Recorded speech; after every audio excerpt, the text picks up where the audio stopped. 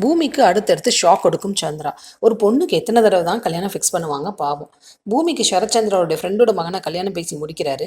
அவங்க பொண்ணு பார்க்கறதுக்கு மட்டும் இல்லாமல் அதோட சேர்த்து நிச்சயம் பண்ணிடலான்னு வராங்க. ஆனால் வீட்டில் பூமி இல்லை. ககன் வீட்டுக்கு போயிருக்காங்க.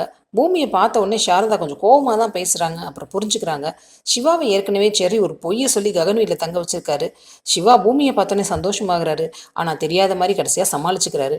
இப்போ பூமி இங்கே வந்திருக்கதை பார்த்துட்டு ககன் சொல்கிறாரு, உங்கள் வீட்டில் உனக்கு பொண்ணு பார்க்குற ஃபங்க்ஷன் வச்சுருக்காங்கல்ல, அதை விட்டுட்டு நீயே இங்கே வந்த அப்படின்னு கேட்குறாரு. இல்லை உங்ககிட்ட பேசுறதுக்கு தான் வந்தேன் அப்படின்னு சொல்கிறாங்க பூமி. ஆனால் நீங்கள் இருக்க மூடில் இப்போ பேச மாட்டீங்கன்னு எனக்கு தோணுது. நான் வரேன் அப்படின்னு சொல்லிட்டு கிளம்புறாங்க.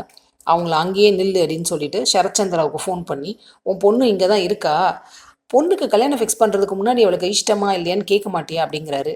அப்புறம் 2 பேர் பேசிகிட்டே இருக்காங்க. அதுக்கப்புறம் பேசி முடித்தோடனே அபூர்வா பூமியை பற்றி பார்த்தீங்களா அவள் அங்கே தான் போயிருப்பான்னு எனக்கு தெரியும் அப்படின்னு சொல்லிட்டு தப்பு தப்பாக வேற பேசுகிறாங்க. இதை கேட்ட உடனே கோவம் வருது சரத்சந்திராவுக்கு. உடனே அவங்க வந்து, இல்லை நான் பொதுவாக சொன்னேன், பூமின்னு மட்டும் இல்லை, இந்த காலத்து பசங்கள்லாம் இப்படி தான் அப்படின்னு சொல்லி சமாளிக்கிறாங்க அபூர்வா. பூமி இங்கே இல்லாட்டினாலும் பூமி மேலே எனக்கு நம்பிக்கை இருக்குது அப்படின்னு சொல்லிட்டு அவங்க வராமலே கல்யாணத்தை நிச்சயம் பண்ணிடுறாரு சரத்சந்திரா.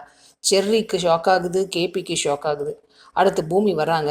எதுக்கு ககன் வீட்டுக்கு போனேன் அப்படின்னு கேட்குறாரு. இல்லைப்பா 2 பேர் பேரில் தான் டான்ஸ் அகாடமி இருக்குது. அது ஆரம்பித்ததுக்கப்புறமே அதை ஒன்றும் சரியாகவே இது பண்ணவே இல்லை. அது சம்மந்தமாக பேசுகிறதுக்கு தான் போனேன் அப்படின்னு சொல்கிறாங்க. அப்புறம் வேற என்ன அப்படின்னு கேட்குறாரு.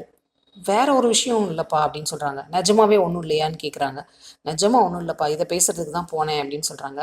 உடனே அபூர்வா பார்த்து சரத்சந்திரா சொல்கிறாரு, பாத்தியா என் பொண்ணை பற்றி என்னென்னமோ சொன்னேன், என் பொண்ணு எப்படிப்பட்டவன்னு தெரியுமா, அவன் மேலே அவளுக்கு லவ் எல்லாம் கிடையாது, நான் சொல்கிறது தான் என் பொண்ணு கேட்பா அப்படின்னு சொல்கிறாரு. பூமிக்கு என்ன சொல்கிறதுனே தெரில. அவர் கல்யாணம் ஃபிக்ஸ் பண்ணிட்டாருன்னு சொன்னதை கேட்டு இன்னும் ஷாக் வேறு ஆகுது. அடுத்து என்ன நடக்க போகுது வெயிட் பண்ணி பார்ப்போம். சீரியல் அப்டேட்ஸ்க்கு எங்கள் சேனலை சப்ஸ்கிரைப் பண்ணுங்கள். மீண்டும் அடுத்த அப்டேட்டில் சந்திப்போம்.